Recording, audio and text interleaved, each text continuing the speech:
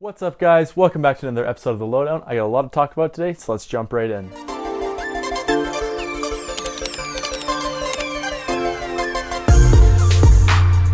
Now, the first thing I want to talk about today is Koa Missy of the Miami Dolphins was involved in a brawl at a nightclub this weekend.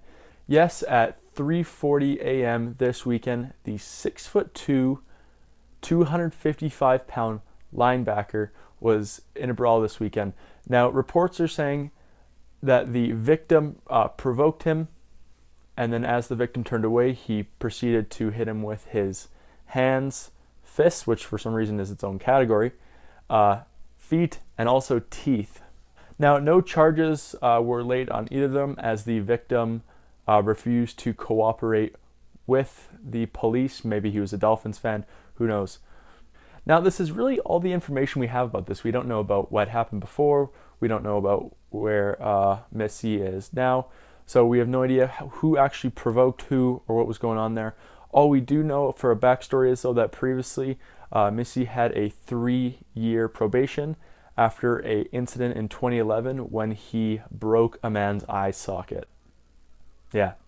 Next, the Tampa Bay Buccaneers are switching to morning practices after realizing it is hotter in the afternoon. Their head coach, Dirk Koetter, was quoted saying, "We did a little study, and in August we're out here, it's on average 11 degrees cooler at 8:45 a.m. than it is at 2:45 p.m. I did a quick Idaho State math and said, geez, 11 degrees cooler. Why don't we practice in the morning?" So congratulations to the Buccaneers for realizing and having the common sense to figure out that in Florida, it is colder in the morning than in the afternoon. So good job, you guys.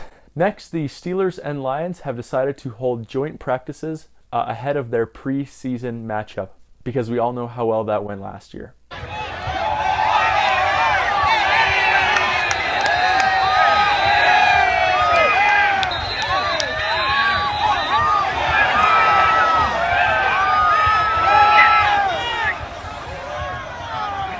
Now, despite footage of all the fights of teams happening last year, teams still stand behind the fact that having joint practices helps create better competition and helps them better prepare themselves for the preseason and the regular season. It's also good to note that neither of these teams had any joint practices in 2015, so it's not like they have any experience of fighting in the past. Next, the NFL are finally making some better changes to the review replay system. Now, starting this year, they will be adding 4 new reviewable items, being penalty enforcement, proper down, spot of a foul, and game clock. Now, hopefully this helps officials stay out of embarrassing situations like they've had in the past, where at least once every single year they blow one major call, it goes everywhere. So hopefully these can help fix that situation and help make the game a little more fair. Now, it's a pretty short episode today, but we do have one more story. So this week, UCLA signed a mega deal with Under Armour for their shoe and apparel. With them, they signed a $28 million deal, which is the biggest in NCAA history. Running out the top 4, we have UCLA, Ohio State, Texas, and Michigan. And I think they mean Michigan State because the last 3 there were all Nikes, and because Michigan is on Adidas, I'm pretty sure they mean Michigan State. And again, with all these massive $250, $280, $240 million deals, again, no athletes are still being paid, which I think is absolutely ludicrous and actually pretty hilarious. You have players scrounging by to make ends meet because they have so many practices, so many classes, they don't even have time to work. Yes, there's some under the ground, under the table kind of trading with their coaches for if they need new furniture, or they need money for food, or what's happening. So yes, UCLA signed a $28 million deal, and of course, because it is nonprofit, none of that will go to a single player, even through the NCAA football game. And there's only one signing that really jumped out to me this week. The Bears have signed 9th overall pick linebacker Leonard Floyd to a 4-year deal. No official number has come out yet, but they estimate it's around $16 million, with around $10 million of it guaranteed.